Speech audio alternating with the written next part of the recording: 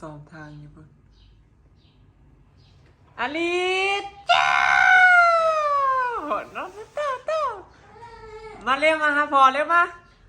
เร็วเร็วเหินแล้วใดนี่บอกกินหอดกันบ่มาเร็วอื้ไปแล้วนอนฮักกะตื่นพี่น้องอลิสนอนฮักกะตื่นฮักกะบอยไปเข้าห้องน้ำมาแล้วลุกตื่นบ่ได้กวยอูแป๊บเดียวนึงตื่นรถพี่น้องคันว่าได้ยินเสียงลมเสียงยังแบบเสียงดังเห็นแล้วก็คันเฮาบ่กวยอูน่ะมันตื่นรถเพิ่นนะตื่นมาบ่เห็นไผละหายรถเลย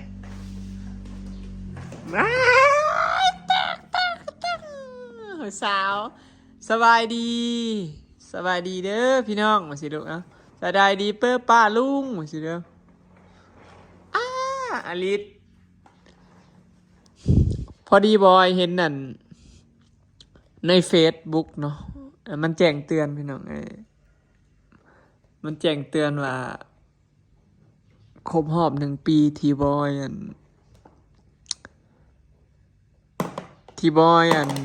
เตรียมเครื่องเตรียมของเตรียมคอร์ดอลิสนะพี่น้องเนาะครบรอบมื้อนี้เด้ครบรอบมื้อนี้แหละที่บอยซื้อของกับสลอยเตรียมมีตู้เก็บเสื้อผ้าอลิสที่อยู่ในห้องนะพี่น้องเนาะ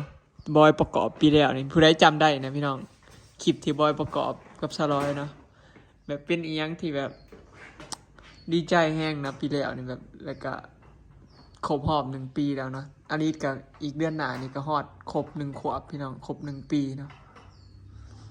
เดือน11นี่เป็นเดือนที่บอยกับสลอยนี่เป็นเดือนที่แบบเตรียมนั่นเตรียมนี่สิไปคอร์ดเด้อพี่น้องแล้วก็เตรียมสูตรเสื้อผ้านั่นนู่นนั่นนี่นะเนาะครบรอบ1 ปีแล้วที่บอยแบบเตรียมคอร์ดอลิสนะเนาะมือนี้ดีใจแฮงพี่น้องพอดีเลื่อนไปได้เห็นนั่นวิดีโอเก่าๆคลิปเก่าๆนะมันครบรอบ1 ปีเนาะก็เลยมีความสุขเนาะมันฮอด1 ปีแล้ว ในอลิสก็อีกเดือนหน้านี่ก็ครบรอบวันเกิดเพิ่นพี่น้องวันที่14เนาะอลิสไก่ชิฮอด1 ขวบแล้วตั้งแต่มือคลอดเนาะดีใจแฮงพี่น้องจักชิวานั่นเลยอลิสนี่คือ1 ขวบแล้วเด้อบอกป้าลุงเลยอลิสชิฮอด1 ขวบแล้วครับขอบคุณในไลน์เด้อจ้าที่เข้ามารับชมแล้วก็เป็นกำลังใจให้อลิสตลอดมาเด้อพูดไปเลยพอดีพี่น้องเนาะปีแล้วนี่ก็เตรียมยังหลายอย่างละช่วงเสื้อผ้าละแล้วก็ตู้นู่นนั่นนี่หลายอย่างพี่น้องผู้ใดเคยคลอดลูกสิฮู้ว่าซะว่ามันหลายอย่างเนาะคลอดลูกโมเมนต์หน่อยจักผ้าอ้อมผ้าแพร่หลายอย่างจนปวดหัวพุ่นน่ะพี่น้องพ่อแม่มือใหม่นี่ยากเด้โอ้ยปู้ปีนโลดได้เพิ่นนะยิ้มหวานเด้สาวไม่ลอยเอ้ยไพ่กับว่าคือบ่พี่น้องคืออยู่แต่ว่าดังเนาะได้นะแม่เด้บ่มีดังแต่ว่าตาน่ะแม่นอยู่พี่น้องคืออยู่แววตากับตานี่กับสันตาบ่เขาเอิ้นสันเขาเรียกสันตาเนาะพี่น้องสันตาน่ะมี2 สันคือกันก็บ่พี่น้องแต่ว่าสลอยน่ะเพิ่นมี3 สัน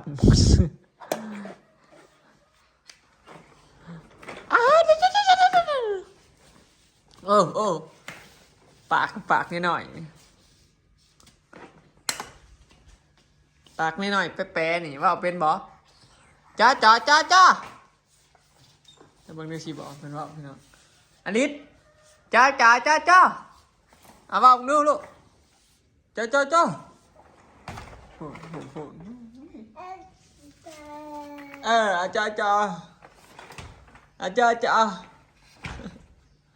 เราบ่จักว่า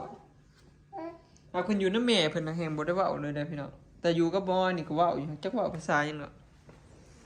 เว้าตามภาษาเด็กน้อยนั่นแหละกำลังสิหัดเว้า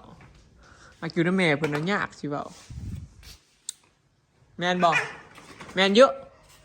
แม่นบ่อ้ออยู่นำแม่เพิ่นน่ะส่วนหลายน่ะแอบโอ้ยแอบบ้าแอบบ้านิดนิ่งในแนวน่ะนิ่งหนานิ่งหนานิ่งในน่ะนิ่งหนานิ่งหนานิ่งในเหินสาวแล้วอันนี้กับพี่นิดซื้อให้พี่น้องปานิดซื้อให้เพิ่นอันนี้ก็เล่นพอดีได้อยู่เล่นเลย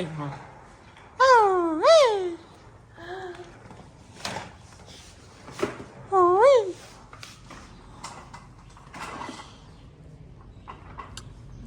ถ้าอยู่น้ำบอยเนี่ยเล่นอันนี้ได้พี่น้องบอยอยู่กับลูกเนี่ยสิให้เล่นแบบเต็มที่นะสิป้อยให้เล่นแบบจนเหงาพอแล้วอย่างได้นอนบ่ค่อยได้กล่อมลูกนอนเลยแบบกล่อมแต่ช่วงเช้านะช่วงบ่ายนี่บ่ได้อันนั้นบอยก็คัดกันกับเมียเนี่ยเลี้ยงลูกกับแบบผู้หนึ่งไปอยากเลี้ยงนั่นหนึ่งผู้หนึ่งไปอยากเลี้ยงนั่นหนึ่งนะก็เลยปล่อยเพิ่นแม่ช่วยร้ายแม่เพิ่นเอาบอยก็เลยปล่อยนะทีแม่เพิ่นซะก็เลยบอกเลี้ยงนะได้กับยาเพิ่นเฮ้ยมาไปหาลูกมันเปื้อนบ่ลูกบ่แม่นบ่พี่น้องแบบเด็กลูกเขาใหญ่ซำนี้แล้วเขาต้องนอนกลางคืนยาวนี่คือเขาต้องฝึกเหมือนบ่พี่น้องบอยไปเห็นคลิปหนึ่งมาเนาะคลิปเห็นคลิปเขามาว่าเขาฝึกลูกไหมกลางเว้นนี่เขาบอกให้นอนไหมข้อกลางเว้นนี่นอนกับบ่มีประโยชน์ข้อแค่นอนกลางคืนยาวเลยแบบบ่ให้ลูกขึ้นมากินนมกลางคืนอย่างสินะพี่น้องแม่นบ่พี่น้องเขาต้องฝึกลูกแม่นบ่หรือว่าปล่อยแบบนี้ตามให้เพิ่นกินแบบนี้ไปเรื่อยๆจนกว่าเพิ่นสิใหญ่สิบ่บอยก็เลยคัดกันซะแล้วอะบอยเนี่ยแบบอยากลองเบิ่งแบบฝึกนะแบบเขาบอกว่าคันลูกเฮาบ่นอนกลางเว้นเนาะบ่นอนกลางเว้นเลยนี่ตอนเช้าทั้งตอนบ่ายนี่ลูกเฮานี่กลางคืนนี่สิรับยาวเลยสิบ่ลุกกลางคืนเขาว่าแนวนี้พี่น้องฝึกแบบนี้ไปเรื่อยๆเวลาลูกอยากนอนก็มีแต่พาไปเล่นอย่างที่นาเลยกลางคืนสินอนยาวบัดนี้บอยก็เคยลองเทื่อนึงเนาะกลางเว้นนี่นะพากันไปเวียกและบ่ได้นอนเบิดมื้อพอกลางคืนมานั่นนอนไว้เด้บ่ได้ยากกล่อมเฮ็ดยากนะพี่น้องกลางคืนมานี่นอนไว้แล้วก็บ่ค่อยตื่นกลางคืนอีกบัดนี้นะขนาดว่าดำมือเด้เนาะก็เลยว่าอยากถามเป็น FC นะพี่น้องอยากถามพี่น้องเบิ่งว่าแม่นบ่พี่น้องที่บ่มาเนาะว่าเฮาต้องฝึกลูกบ่หรือว่าจังไดหรือว่า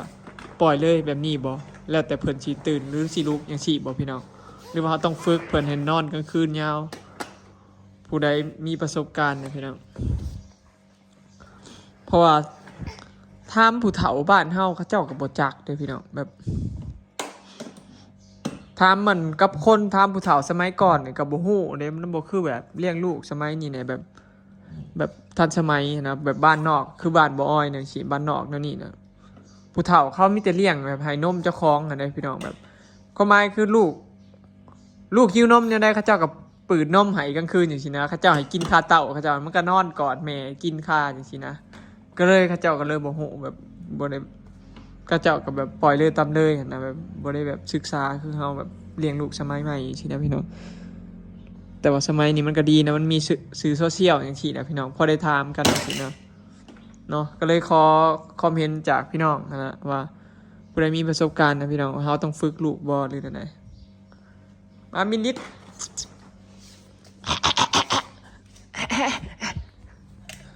ผู้ใดฮู้ก็บอกเด้อพี่น้องเนาะคอมเมนต์บอกบอยเนี่ยเพราะว่าตอนนี้กับบอยกับสลอยนี่ยังเถียงกันอยู่ไหมยัง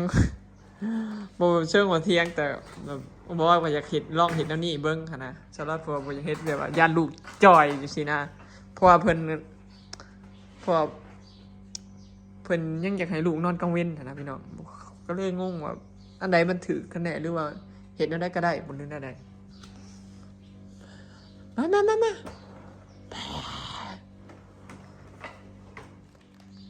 มึงค่ะหนาววันนี้หนาวดูชุดของนาง ใส่เสื้อแขนยาวและใส่เสื้อแขนสั้น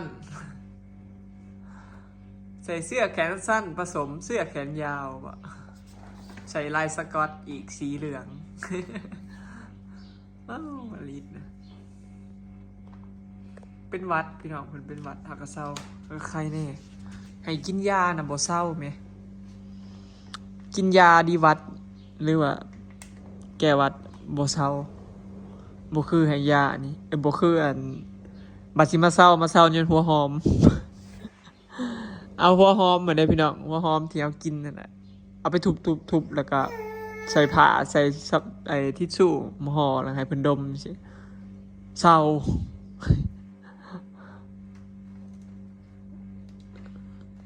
ยังลูกอีเมออกหน้าพี่น้องสลอยก็ออกหน้าเพิ่นออกไปปลูกพักนั่นแหละที่บอยกับสลอยไปค้นผุ่นเมื่อวานนี่แหละกับเพิ่นชื่อเพิ่นอยากพาปลูก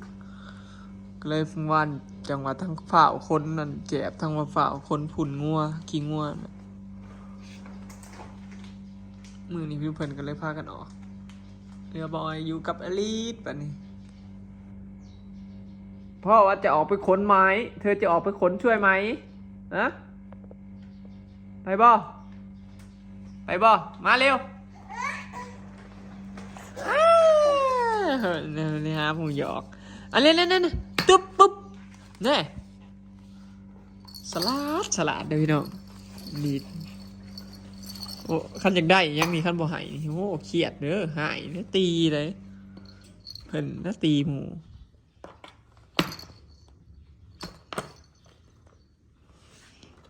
วันนี้ก็ไม่ได้ถ่ายคลิปลูกบนมือพอฟ้าพี่น้องพอเป็นส่วนพุนกับสลอยนะจนเกือบ2 โมงจึงได้กินข้าวส่วนลายข้าวเศร้าก็เป็นข้าวสวยกินข้าวแต่ละมื้อพี่น้องเพื่อแล้วเวียกยามเช้านี่ประมาณ10 โมงกินข้าวเช้า9 โมง10 โมงมื้อข้าวเที่ยงก็เป็น2-3 โมงนอกจากมื้อแล้วบ่ค่อยมีเวียกจังซี่ได้กินข้าวเช้าโมงพอแต่ละมื้อมันก็เวียกมันมีเวียกประจำนะพี่น้องมีงานประจำเฮาแล้วปะบ่ได้มันก็แบบต้องได้เฮ็ดนะถ้ามื้อได้ตื่นแบบ5 โมง6 โมงเช้าจริงๆแบบนั้นเฮ็ดเวียกตั้งแต่พุ่นนะเกลือหมูหรือหยังนะคือสิได้กินข้าวเช้าอยู่นอนนี่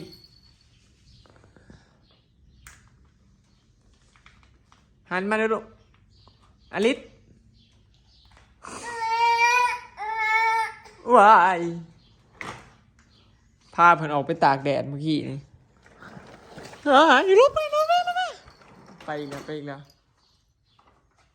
ไปแกะเอาอีกแล้วมาเอานี่นิดเอา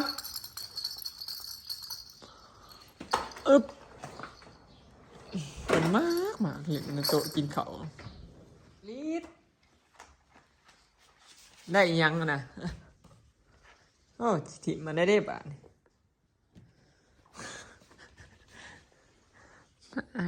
นี่แหละทาหนามันตอนเอโกเนาะพี่น้องตอนอยู่ในท้องแม่เพิ่นชบเวอร์เลยแหละดังบ่มีชบเวอร์เอ้ยจังเป็นชบงอนเวอร์แท้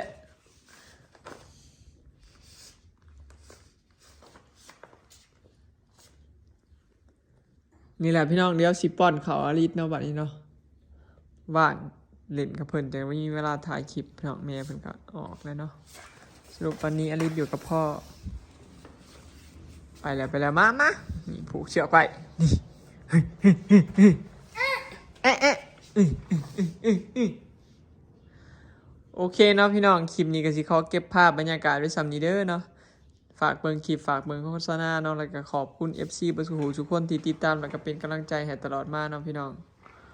อลิสก็อีกบ่กี่มื้อก็ฮอดแล้ว